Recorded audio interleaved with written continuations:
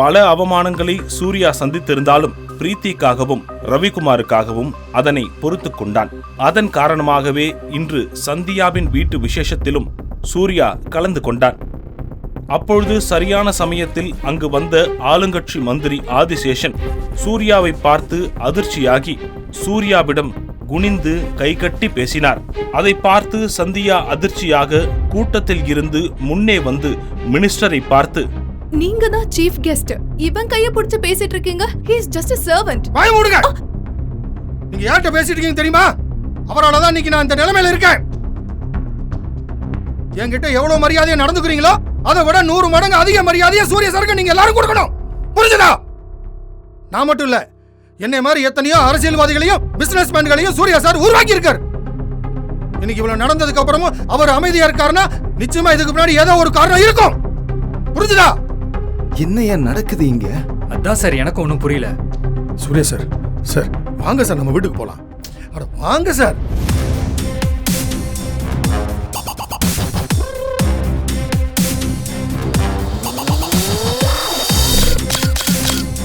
ஆனால் அதே சமயம் அவன் கண்ணில் ஒரு கோபக் கனலும் பெரிய ஆளுமைக்கான ஒளியும் தெரிந்தது.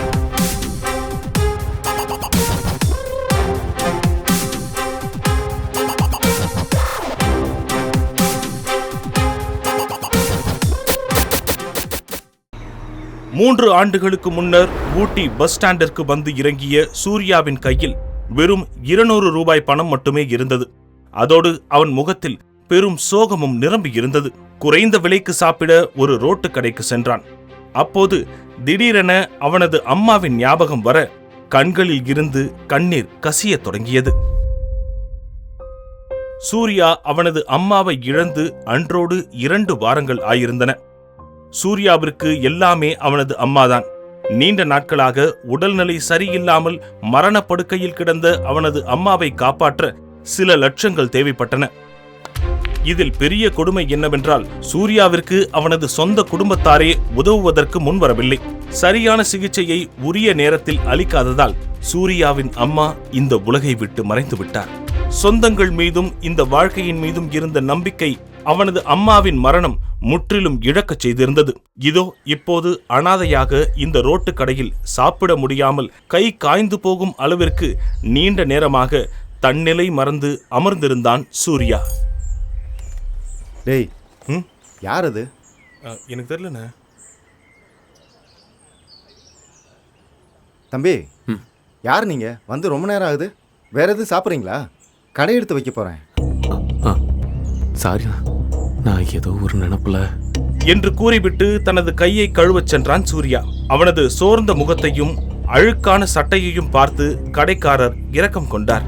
தம்பி, ஊட்டியில நீங்க எங்க போனோம்? சொந்தக்காரங்க, தெரிஞ்சவங்க, ஃப்ரெண்ட்ஸ் யாராவது இருக்காங்களா? அப்படி யாரும் இல்லை. அப்புறம் எதுக்கு தம்பி இங்க வந்தீங்க? அது ஏதோ ஒரு யோசனையில் அப்படியே பஸ் ஏறி வந்துட்டேன். எங்கே போகிறது, என்ன பண்ணுறதுனே தெரியல. எனக்குன்னு இருந்த ஒரே ஒரு சொந்தம் என் அம்மா மட்டும்தான். அவங்களும் கொஞ்ச நாள் முன்னாடி இறந்து போயிட்டாங்க. என்ன பண்ணுறதுன்னு தெரியலை. அப்படியே இங்கே ஏதாச்சும் ஒரு வேலையை பார்த்துட்டு இருந்துருவேன். என்னப்பா சொல்கிற? யாரும் இல்லைங்கிற, எங்கே போகிறதுன்னு தெரியலங்கிற. உன்னை பார்த்தாலே ரொம்ப கஷ்டமாலப்பா இருக்கு. நீ இங்கே இரு, அண்ணன் மதியம் சாப்பாடு ரெடி பண்ணுறேன், இருந்து சாப்பிட்டு போ. இந்தாங்க. அட, அதெல்லாம் ஒன்றும் வேணாம், உள்ள வைப்பா. உங்களுக்கு எதுக்கு தேவையில்லாம? தம்பி, சாப்பிட்டு தான் போகிறேன். அதுக்குள்ளே ஏதாவது யோசனை வந்தால் சொல்கிறேன். உக்காருப்பா. அண்ணா, என்னால் முடிஞ்ச உதவி நான் ஏதாவது பண்ணுறேண்ணா. சொன்னால் கேட்க மாட்டேன். சரி வா. சூர்யா எதிர்பாராமல் ரோட்டை கவனிக்கிறான். எதிரே ஒரு கார் பிரேக் டவுன் ஆகி நிற்க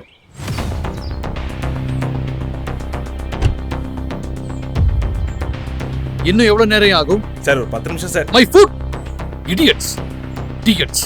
இன்னும் எவ்வளவு நேரம் இப்படியே நான் நடு ரோட்ல நிக்கிறது? சீக்கிரமா வேற காரை வர சொல்லு மேன், அப்புறம் இதை சரி பண்ணலாம். ரவிக்குமார் பேசிக்கொண்டே நடு ரோட்டை கிராஸ் செய்து கொண்டிருக்கும் பொழுது அவர் எதிரே ஒரு வண்டி பிரேக் பிடிக்காமல் வந்து கொண்டிருந்தது. ரவிக்குமார் அதை சற்றும் கவனிக்காமல் தொலைபேசியில் பேசிக் கொண்டிருக்க அதை கவனித்துக் கொண்டிருந்த சூர்யா திடுக்கிட்டு வேகமாக ஓடிச் சென்று ரவிக்குமாரை பிடித்து வேகமாக தள்ளிக்கொண்டு ரோட்டை விட்டு வெளியே சென்றான். பிரேக் பிடிக்காமல் வந்த அந்த வண்டி வேகமாக கிராஸ் செய்ய நூல் இழையில் ரவிக்குமார் உயிர் தப்பினார். மக்கள் பாராட்டிக் கொண்டிருப்பதை பெரிதும் பொருட்படுத்தாமல் அந்த தள்ளுவண்டி கடையில் இருந்த நாற்காலியில் அமர்ந்தான் சூர்யா. அதிர்ச்சியில் இருந்து மீளாதவராய் சூர்யாவை பார்த்து கொண்டிருந்த ரவிக்குமார் சிறிய உதவி செய்தாலே பலனை எதிர்பார்த்து நிற்கும் மனிதர்களிடையே இவ்வளவு பெரிய உதவியை செய்துவிட்டு அமைதியாக செல்லும் சூர்யாவை பார்த்து அவருக்கு ஆச்சரியமாக இருந்தது. சூர்யாவின் பக்கத்தில் சேரை போட்டு அமர்ந்த ரவிக்குமார் சூர்யாவை பார்த்து பேசத் தொடங்கினார். என் உயிரை காப்பாத்துனதுக்கு ரொம்ப நன்றி. சார் பரவாயில்ல சார், நன்றியெல்லாம் வேணாம் சார். அப்படி இல்ல தம்பி, நீங்க நினைச்சிருந்தா இதோ மத்தவங்கள மாதிரி தள்ளி நின்று சும்மா வேடிக்கை பார்த்துருக்கலாம். ஆனா நீங்க அப்படி செய்யலையே. ரொம்ப தைரியமா துணிஞ்சு முன்ன வந்து என் உயிரை காப்பாத்திருக்கீங்க. இது சாதாரணம் கிடையாது, பெரிய விஷயம் தம்பி. நீங்க யாரு? இங்க ஊட்டியில தான் இருக்கீங்களா? நான் வந்து ஐயா, பையன் வெளியூர்னு சொன்னா சொந்த பந்தம்லாம் யாரும் இல்லை, பொழப்ப தேடி வந்திருக்கான். காலையிலேருந்து நம்ம கடையில் தான் உட்காந்துருக்கான். பார்க்கவே பாவமாக இருந்துச்சு, அதான் இருந்து சாப்பிட்டு போன்னு உட்கார வச்சிருக்கேன். நல்ல வேளை நீங்கள் வந்துட்டீங்க. தம்பி, சொல்லணும்னு தோணுது, தப்பா நினைச்சுக்காதீங்க. நீங்க பேசாம என் கூடயே வந்துருங்களேன். உங்களுக்கு ஒரு நல்ல வேலையை நான் ஏற்பாடு பண்ணி தரேன். இல்லை சார் பரவாயில்ல. இன்னைக்கு தான் உங்களை முதல் தடவையா பார்க்கறேன். ஆனாலும் என்னமோ தெரியல, மனசுக்குள்ள ஏதோ ரொம்ப தெரிஞ்ச உறவு மாதிரி ஒரு உணர்வு. நீங்க என் உயிரை காப்பாத்திருக்கீங்கன்றதுக்காக இதை நான் சொல்லல, என் மனசார சத்தியமா சொல்றேன். சார் சார் நான் யாருன்னு உங்களுக்கு தெரியாது, நீங்கள் யாருன்னு எனக்கு தெரியாது. ஏதோ உங்களை காப்பாற்றிட்டேங்கிற உணர்ச்சி வசத்தில் நீங்கள் சொல்கிறீங்க. ஆனால் அதை ஏற்றுக்கலாமா வேணாமாங்கிற மனக்குழப்பத்தில் நான் இருக்கேன் சார். ஏற்கனவே பல பிரச்சனையில் இருக்கேன் சார். என்னை விட்டுருங்க சார், நான் கிளம்புறேன். தம்பி, ஐயா இந்த ஊர்லேயே ரொம்ப பெரிய மனுஷன் தம்பி. கொடுத்த வாக்க மீறவே மாட்டாரு. அதோட இன்னைக்கு என்னெல்லாம் நடந்திருக்குன்னு யோசிச்சு பாரு. நீ ஏன் ஊட்டிக்கு வரணும்? அப்படியே வந்தாலும் இங்கே இவ்வளவு கடைகள் இருக்கும்போது என் கடையில் வந்து ஏன் சாப்பிடணும்? உன் கஷ்டத்தை கேட்டு சங்கடப்பட்டு உன்னை ஏன் இங்கே இருக்க சொல்லணும்? எல்லாமே ஒரு காரணமாக தான் நடந்துட்டு இருக்கு தம்பி. எதை பற்றி யோசிக்காம ஐயாவோட கிளம்பி போங்க. சூர்யாவின் உள்ளுணர்வும் ரவிக்குமாருடன் தான் செல்வது சரியாக இருக்கும் என கூறியது. அங்கிருந்து கிளம்பிய ரவிக்குமார் சூர்யாவை தன்னுடைய பங்களாவிற்கு அழைத்துச் சென்றார். வரும் வழியில் சூர்யாவிடம் பேச்சு கொடுத்து கொண்டே வந்த ரவிக்குமார் அவன் ஒரு MBA கிராஜுவேட் என்பதை தெரிந்து கொண்டார். அதோடு சூர்யாவின் வலது கையில் இருந்த பெரிய மச்சத்தையும் ரவிக்குமார் கவனித்தார். அதே போன்றதொரு மச்சத்தை இதற்கு முன்னால் எங்கோ பார்த்திருப்பதை உணர்ந்த ரவிக்குமார் அது எங்கே, யாரிடம் என்பதை நினைவு கூற முயன்றார். ஆனால் அவருக்கு சட்டென எதுவும் நினைவுக்கு வரவில்லை. ரவிக்குமார் மற்றும் சூர்யா இருவரும் வீட்டுக்குள்ளே செல்ல, இங்க பாருங்க, தம்பி பேரு சூர்யா, வெளியூர்ல இருந்து வந்திருக்கார். கொஞ்ச நேரத்துக்கு முன்ன பஸ் ஸ்டாண்ட் பக்கத்துல ஒரு பெரிய ஆக்சிடென்ட்ல என் உயிரே போயிருக்கும். அதுல இருந்து தம்பி தான் என்ன காப்பாத்தினாரு. அப்பா, உங்களுக்கு ஒண்ணும் ஆகலையே? இல்லம்மா, எனக்கு ஒண்ணும் இல்ல. அதான் சொன்னேனே, சரியான சமயத்துக்கு வந்து இந்த தம்பி என்ன காப்பாத்திட்டாரு. ரவிக்குமார் பேசிக் கொண்டிருக்க வனிதா மற்றும் சந்தியா இருவரும் அலட்சியமாக இருந்தனர். பிரீத்தி சூர்யாவின் பக்கம் திரும்பி பார்த்து கனிவான பார்வையுடன் பேசினாள். சூர்யா, உங்களுக்கு எப்படி நன்றி சொல்றதுனே தெரியல. எனக்கு எங்க அப்பா தான் எல்லாமே. அவரோட உயிரை நீங்க காப்பாத்திருக்கீங்க. நீங்க ஏதாச்சும் கேட்டே ஆகணும். நான் உங்களுக்கு கைமாற ஏதாவது பண்ணி ஆகணும். ஐயோ அதெல்லாம் பரவாயில்லைங்க. ஏங்க, உங்களுக்கு ஆக்சிடென்ட் ஆன நேரத்துல அவர் உங்க உயிரை காப்பாத்திருக்காருன்னா அவருக்கு நீங்க ஏதாவது ஹெல்ப் பண்ணிட்டு வந்திருக்கலாமே. எதுக்கு நம்ம வீட்டுக்கு கூட்டிட்டு வந்தீங்க? ஆமா டாடி, இந்த மாதிரி பிச்சைக்கார நாயங்களை வீட்டுக்கு கூட்டிட்டு வந்திருக்கீங்க. I can't trust these kind of people. இதை கேட்ட சூர்யா அவமானத்தில் தலை குனிந்தபடி நின்று கொண்டிருக்க ரவிக்குமார் கோபமாக, Shut up, சந்தியா, பார்த்து பேசு. அது சரி, உன் அம்மா புத்தி தானே உனக்கும் வரும். உன் அம்மா மாதிரி ஒரு ராட்சசி கூட இத்தனை வருஷம் குடும்பம் நடத்திருக்கேன் பாரு. அதுக்கு எனக்கு இதுவும் வேணும், இன்னமும் வேணும். சரி, என் விஷயம் என்னோட, அதை விடு. ஆனா இந்த தம்பிய மரியாதை குறைவா ஒரு வார்த்தை கூட பேசக்கூடாது. பேசுனா பல்ல உடைச்சிருவேன் ராஸ்கல். சூர்யா சற்று முன்னே வந்து மென்மையாக ரவிக்குமாரை பார்த்து, சார் விடுங்க சார், அவங்களும் சொல்லி எந்த குத்தமும் இல்லை சார். என்ன மாதிரி ஒருத்தனை வீட்டுக்கு கூட்டிகிட்டு வரும்போது யாராக இருந்தாலும் இப்படி தான் சார் சொல்லுவாங்க. என்னால் உங்கள் குடும்பத்தில் எந்த பிரச்சனையும் வர வேணாம், நான் வேணா கிளம்புறேன் சார், பரவாயில்ல. உடனே ரவிக்குமார் சூர்யாவை பதற்றத்துடன் பார்த்தபடி நிற்க பிரீத்தியும் பதற்றமாக பார்த்தபடி சூர்யாவிடம் பேசினாள். அவங்களுக்காக நான் மன்னிப்பு கேட்டுக்கிறேன். நீங்க இங்கதான் இருந்தாகணும். எங்க அப்பா உயிரை காப்பாத்திருக்கீங்க. அதுக்கு நன்றி கடனா நீங்க இங்கதான் இருந்தாகணும் சூர்யா. ஆமா தம்பி, இப்ப இங்க நடந்ததுக்காக நானும் என் மூத்த பொண்ணு உங்ககிட்ட மன்னிப்பு கேட்டுக்கிறோம். என்ன சார் நீங்கள் போய் என் பொண்டாட்டியையும் இளைய மகளையும் திருத்தறதுக்காக நானும் பல வருஷங்களா ட்ரை பண்ணிக்கிட்டு தான் இருக்கேன். ஆனா 2 பேரையும் என்னால மாத்த முடியல. இப்போ இவங்க சொல்றது கேட்டு நீங்க இந்த வீட்டை விட்டு கிளம்பி போனீங்கன்னா ஒரு நல்ல பையனை வீட்டுக்கு கூட்டு வந்து அவமானப்படுத்தி அனுப்பிட்டோங்கிற குற்ற உணர்ச்சியோட நான் ஆயுசு முழுக்க வாழ வேண்டியிருக்கும். பிரீத்தியும் ரவிக்குமாரும் மாறி மாறி வற்புறுத்த அவர்களின் வார்த்தைக்கு கட்டுப்பட்டு சூர்யா அங்கே தங்குவதற்கு சம்மதித்தான். பாருங்க, இன்னொரு தடவை இவர்கிட்ட யாராவது மரியாதை குறைவா பேசுனீங்க அப்புறம் நான் மனுஷனாவே இருக்க மாட்டேன். தம்பி, இன்னையில இருந்து நீங்க தான் எனக்கு பர்சனல் செக்ரட்டரி. சார் என்ன சொல்றீங்க? No, it's a done deal. All right Preethi, இவர் இங்கேயே தங்க எல்லா ஏற்பாடும் பண்ணிடு. நாட்கள் ஓடின. சூர்யா ரவிக்குமாரிடம் வேலைக்கு சேர்ந்து 6 மாதங்கள் ஆயிருந்தது. சூர்யா கொடுத்த ஆலோசனைகளின்படி ரவிக்குமார் எடுத்த முடிவுகள் பெரும் வெற்றியடைந்திருந்தன. சூர்யாவின் மீது ரவிக்குமார் வைத்திருந்த நம்பிக்கை பெரிதும் அதிகரித்திருந்தது. அதே சமயம் சூர்யாவின் வலது கையில் இருந்த அந்த மச்சம் குறித்து ரவிக்குமார் அவ்வப்போது ஆழ்ந்து யோசித்து வந்தார். ஆனால் அவருக்கு சரியான விடை கிடைக்கவில்லை. இந்த இடைப்பட்ட காலங்களில் பிரீத்திக்கு மாப்பிள்ளை தேடுவதில் ரவிக்குமாரின் கவனம் சூடு பிடித்திருந்தது. பெரிய பெரிய பிசினஸ்மேன்களின் வரன்கள் வந்தாலும் ரவிக்குமாருக்கு நம்பிக்கை ஏற்படும் வகையில் அவருக்கு எந்த வரனும் அமையவில்லை.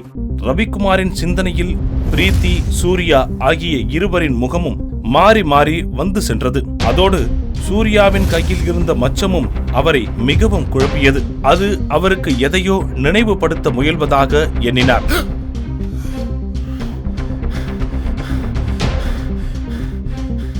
அந்த மச்சத்திற்கான உண்மை தெரிய வந்தது. தூக்கத்தில் வியர்த்து கொட்ட திடுக்கென எழுந்த ரவிக்குமார், அப்படின்னா சூர்யா, ஐயோ, இது இத்தனை நாளா எப்படி என்னோட நினைவுக்கு வராம போச்சு? சூர்யாவை இத்தனை நாளா ஒரு சாதாரண பையனா நினைச்சிட்டமே. அவனோட இந்த நிலைமைக்கு தெரிஞ்சோ தெரியாமலோ நானும் ஒரு காரணம் ஆகியிருக்கேன். இந்த ஊட்டி மொத்தமும் என்ன ஒரு பெரிய ஆளா பாக்குது. ஆனா இங்க யாருக்கும் தெரியல. என்ன விட இன்னும் என்ன மாதிரி இருக்கிற 100கணக்கான கோடீஸ்வரங்க சேர்ந்து நின்னா கூட சூர்யாவுக்கு ஈடாக முடியாது. இப்ப கூட சூர்யா நினைச்சா இந்த ஒட்டுமொத்த தமிழ்நாட்டோட பிசினஸ் சாம்ராஜ்யத்தையும் புரட்டி போட முடியும். ஆனா அவ்வளவு பெரிய அந்தஸ்தையும் செல்வாக்கையும் விட்டுட்டு அவன் ஏன் இப்படி ஒரு நிலைமையில இருக்கான்? ஐயோ கடவுளே, நான் பண்ண தப்புக்கு நானே ஒரு பிராயச்சித்தம் செய்யணும், செஞ்சே ஆகணும். உங்க 2 பேர்கிட்டையும் நான் ஒரு முக்கியமான விஷயம் பேசணும். ரொம்ப நாளாவே என் மனசுக்குள்ள ஒரு யோசனை ஓடிக்கிட்டு இருக்கு. ஆனா அதோட முடிவு உங்க 2 பேர் கையில தான் இருக்கு. நீங்க 2 பேரும் தப்பா நினைக்கலன்னா நான் அதை சொல்றேன். சார், நீங்க என்ன சார் பெரிய வார்த்தையெல்லாம் சொல்றீங்க? நீங்க எது சொன்னாலும் செய்யறேன். அப்பா, எதா இருந்தாலும் சொல்லுங்கப்பா.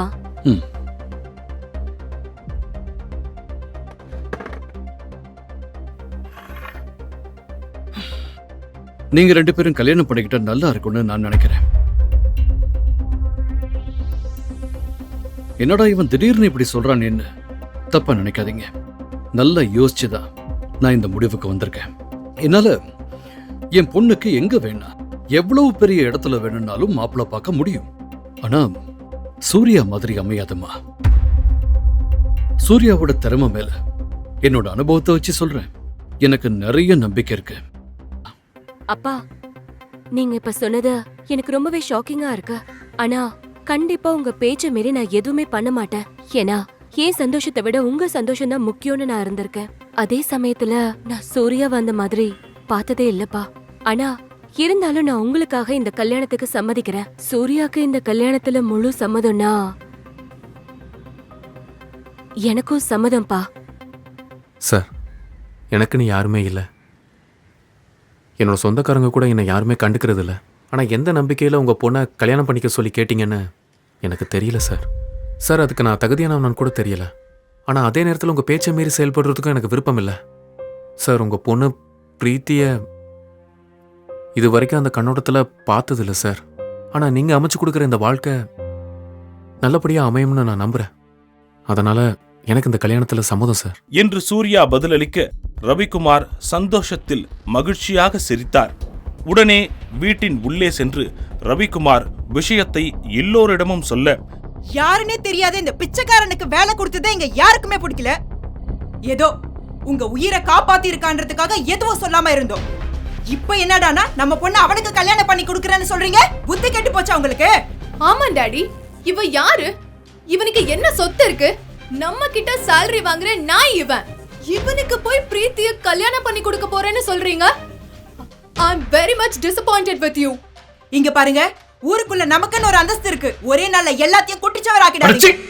எப்ப பார்த்தாலும் பணம் பணம் பணம். 1000 கோடி ரூபாயை கொட்டி கொடுத்தாலும் சூர்யா மாதிரி ஒரு பையன் நம்ம பிரீத்திக்கு கிடைக்க மாட்டான். சோ நான் முடிவு பண்ணிட்டேன், இந்த வீட்டுக்கு மாப்பிள சூர்யா தான். இன்னும் சொல்ல போனா என்னோட அடுத்த வாரிசு.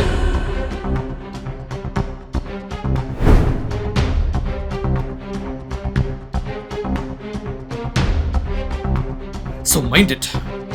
இன்னொரு தடவை இந்த வீட்ல யாராவது சூர்யாவை பத்தி ஏதாவது தப்பா பேசினாலோ இல்ல சத்தம் போட்டாலோ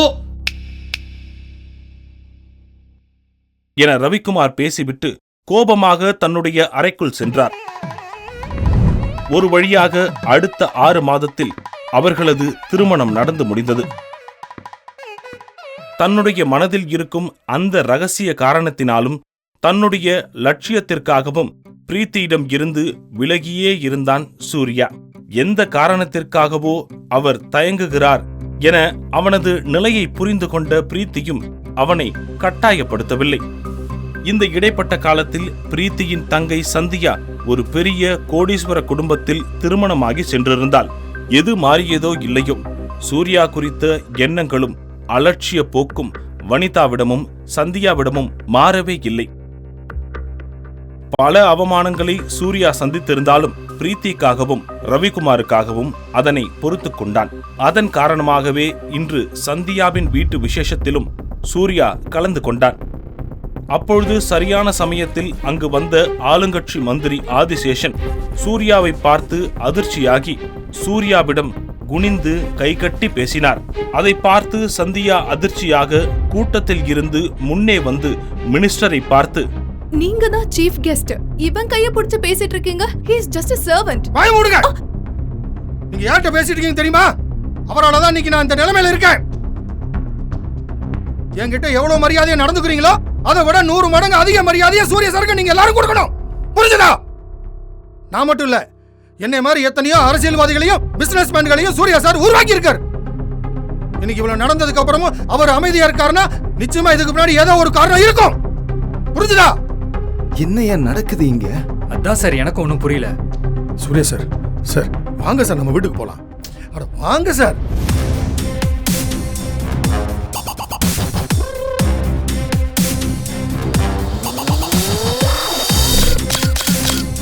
ஆனால் அதே சமயம் அவன் கண்ணில் ஒரு கோபக் கனலும் பெரிய ஆளுமைக்கான ஒளியும் தெரிந்தது.